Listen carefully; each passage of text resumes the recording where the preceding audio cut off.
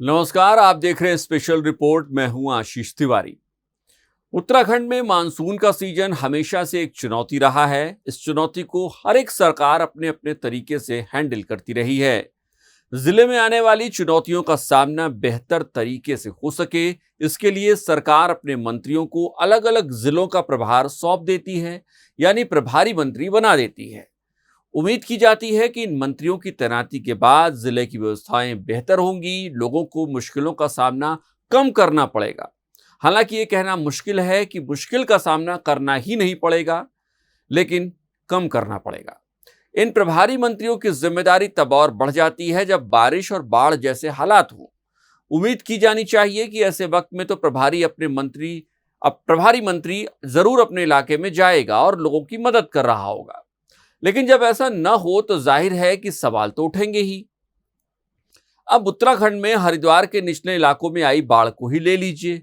हालांकि बारिश से नुकसान तो पहाड़ों में भी होता रहता है, लेकिन हरिद्वार में बाढ़ ने खासा नुकसान पहुंचाया है। हालात बिगड़े तो खुद मुख्यमंत्री को मैदान में उतरना पड़ा। मुख्यमंत्री ने हालात का जायजा लिया और राहत कार्य तेज करने के निर्देश भी दिए। ऐसे में सवाल यह है कि क्या प्रभारी मंत्री को भी मौके पर होना चाहिए था? बात आगे बढ़े इससे पहले जान लीजिए कि आखिर हरिद्वार जिले का प्रभारी मंत्री है कौन। दरअसल हरिद्वार जिले की जिम्मेदारी सरकार की ओर से कैबिनेट मंत्री सतपाल महाराज को दी गई है। अब आप ये पूछ सकते हैं कि सतपाल महाराज हरिद्वार में हैं या नहीं। वैसे ये सवाल सभी लोग पूछ रहे हैं, विपक्ष भी पूछ रहा है। हो सकता है कि सरकार या फिर बीजेपी के लोग भी ये जानना चाह रहे हो कि जब हरिद्वार में बाढ़ आई है तो फिर जिले के प्रभारी मंत्री कहां चले गए हैं। हमने भी ये जानने की कोशिश की कि आखिर हरिद्वार के प्रभारी मंत्री गए तो गए कहां। हमें लगा कि आमतौर पर जब नेता बाढ़ या ऐसी किसी आपदा में राहत कार्य करते हैं तो अपने फेसबुक और ट्विटर समेत अन्य सोशल मीडिया प्लेटफॉर्म पर जरूर डालते हैं। सो हो सकता है कि सतपाल महाराज ने भी ऐसा कोई वीडियो डाला हो, कोई पोस्ट डाली हो। इसी तलाश में हमने सतपाल महाराज का फेसबुक अकाउंट देखना शुरू किया। पता चला कि पिछले लगभग एक हफ्ते में उन्होंने हरिद्वार या इससे जुड़ी कोई पोस्ट नहीं डाली है। अब आप ये कह सकते हैं कि हो सकता है कि महाराज दिखावा पसंद न हो और इसीलिए ऐसा हुआ हो। तो ऐसे में आपको एक पोस्ट जरूर देखनी चाहिए। सतपाल महाराज ने अपनी फेसबुक वॉल पर एक पोस्ट में केंद्रीय मंत्री गिरिराज सिंह के साथ एक फोटो डाली है। लिखा है, आज चाणक्यपुरी नई दिल्ली स्थित प्राइमस अस्पताल में भर्ती केंद्रीय पंचायती राज एवं ग्रामीण विकास मंत्री श्री गिरिराज सिंह जी का हाल चाल जाना और उनके शीघ्र स्वास्थ्य लाभ की कामना की।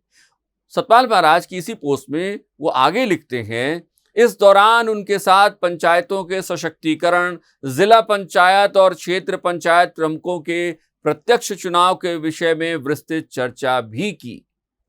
अब आप सोचिए कि एक ऐसा केंद्रीय मंत्री है जो बिस्तर पर पड़ा है और एक राज्य का ऐसा कैबिनेट मंत्री है जो सोफे पर बैठा है, और ये दोनों अस्पताल में बैठकर पंचायतों के सशक्तिकरण, जिला पंचायत और क्षेत्र पंचायत प्रमुखों के प्रत्यक्ष चुनाव के विषय में विस्तृत चर्चा कर रहे हैं। कितनी अच्छी बात है। हर नेता मंत्री को ऐसा ही होना चाहिए। जहां मौका मिले चर्चा शुरू हो जानी चाहिए।